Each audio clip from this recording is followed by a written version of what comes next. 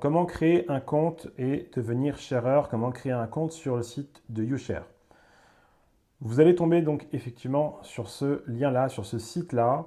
C'est sûrement un site qu'on vous aura communiqué, d'accord? Je rappelle juste que toutes les informations qu'il y a dans ce tutoriel vidéo ne sont pas à renoter pour vous, d'accord? Ce sont des exemples et vous noterez bien sûr ce qui vous correspond.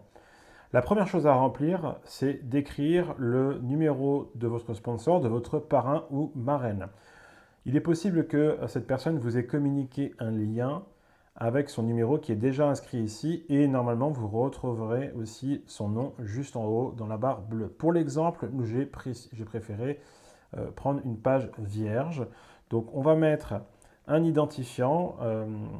S'il vous plaît, faites attention de ne pas noter cet identifiant précisément. Utilisez bien l'identifiant de votre parrain ou marraine. Alors, je répète, utilisez bien l'identifiant de votre parrain ou marraine et pas celui-ci. Ensuite, une fois que vous avez noté ou que vous avez déjà à l'écran donc l'identifiant de votre parrain ou marraine, il y a quelques questions à répondre. C'est très très simple, c'est un formulaire tout ce qu'il y a de plus classique. La première chose qu'on va regarder ensemble, c'est quel type de client êtes-vous, donc soit privé, soit une entreprise. Donc pour l'exemple, on va prendre privé. Ensuite, ce sont des informations personnelles. Donc la première ligne, très important, la première ligne, c'est votre prénom. Donc la première ligne sur name, c'est votre prénom. Pour l'exemple, on va dire que vous vous appelez Jacques. La ligne d'en dessous, c'est votre nom de famille. D'accord? Donc pour l'exemple, on va donner Jacques Rousseau. Ensuite, des informations sur votre sexe. Donc Jacques Rousseau est un homme. Et ensuite, on va choisir sa nationalité. Donc la nationalité, vous avez 3 choix possibles. Le premier choix, c'est si vous êtes italien, que vous êtes un citoyen italien. La deuxième chose, c'est si vous avez donc une carte italienne comme une carte de séjour, hein, un titre d'identité, mais vous êtes quand même étranger. Et le troisième, c'est dans la majorité des cas celui qu'on va choisir. Foreign veut dire étranger. Donc si vous êtes autre que italien, vous pouvez donc choisir foreign. Ensuite, votre date de naissance. Donc on va dire que Jacques est né le 1er janvier 1970. Birthplace, c'est votre pays de naissance. Donc, YouShare est une société italienne, ce qui fait que beaucoup de choses sont en italien, d'accord? Donc, par exemple, Jacques est né en France. Donc, pour France, on va juste mettre les 3 premières lettres du pays et il a retrouvé Francia. Donc, je sélectionne.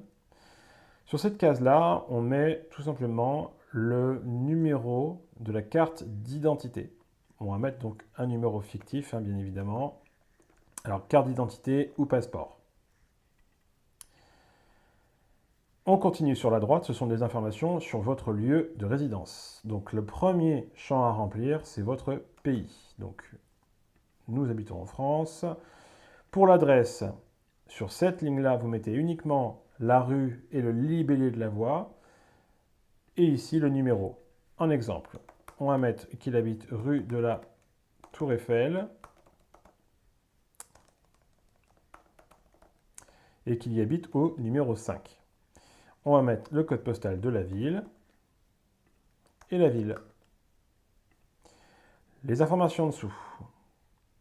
On va se focaliser sur le numéro de téléphone portable puisque vous voyez que seuls les champs ayant les petites étoiles sont indispensables. Donc, je vous conseille toujours de mettre votre indicatif pays pour tout simplement pour avoir donc directement le bon indicatif. Et votre email. Alors, toc. Pour l'exemple, j'ai créé un mail pour Jacques. Donc, ça sera très important de mettre le bon email. Mettez bien un mail sur lequel vous avez accès. On continue. Donc, à gauche, nous devons choisir un mot de passe. Donc, on va mettre un mot de passe. Et vous répétez le mot de passe ici. OK. Vous pouvez bien évidemment cliquer ici sur Show pour voir le mot de passe que vous saisissez. Ensuite, sur la droite, vous avez donc des informations sur les commissions, sur le transfert des commissions. Donc, vous pouvez noter ici votre IBAN, votre RIB, tout simplement votre IBAN. Je vous conseille pour l'instant de laisser ça vide. Vous pourrez le remplir après, quand il sera temps d'aller regarder les commissions et d'aller retirer vos commissions. Donc vous pouvez très bien pour l'instant laisser ça, il n'y a aucun problème. Laissez ça vide. Pour l'exemple, je laisse vide. Ensuite, vous descendez toujours, vous avez quelques petites checkbox à checker, tout simplement. Hein. Vous cliquez dessus, vous remplissez. Alors, ce sont tout simplement les conditions générales d'utilisation, quelques textes sur les règles des procédures, hein, bien évidemment. Je continue, je descends. Je fais la même chose ici.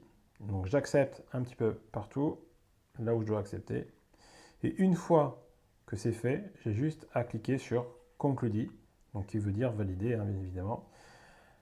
Ça tourne tout seul et vous allez voir qu'à un moment donné, on a le message que l'inscription est bien complétée et bien finalisée. Alors, ensuite à ça, vous allez recevoir 2 mails. Vous allez recevoir 2 mails. Le premier, comme quoi effectivement vous êtes un shareur avec votre numéro de commande de shareur. Et celui qui va nous intéresser, c'est celui-ci. Welcome to. Pourquoi dans ce mail-là, vous avez donc, quand vous descendez, en rouge, votre identifiant YouShare, votre numéro YouShare qui va vous suivre tout au long de votre carrière avec YouShare. Donc, on va faire quoi? On va aller se connecter directement à notre dashboard. Ok, donc vous prenez ce numéro-là, vous le copiez et vous retournez ici. Vous allez sur Login en haut à gauche. Vous collez votre identifiant ainsi que le mot de passe que vous avez noté juste avant. Et vous cliquez sur Login. Super, donc vous êtes dans votre dashboard. L'inscription s'est bien déroulée. Vous choisissez ici la page, la page d'accueil, donc vous mettez shareur. Quelques messages de la société, vous pourrez les lire bien évidemment après, donc vous pouvez cliquer sur Close. Et voilà, votre dashboard est ouvert. On se retrouvera dans un autre tutoriel pour voir comment fonctionne ce fameux dashboard.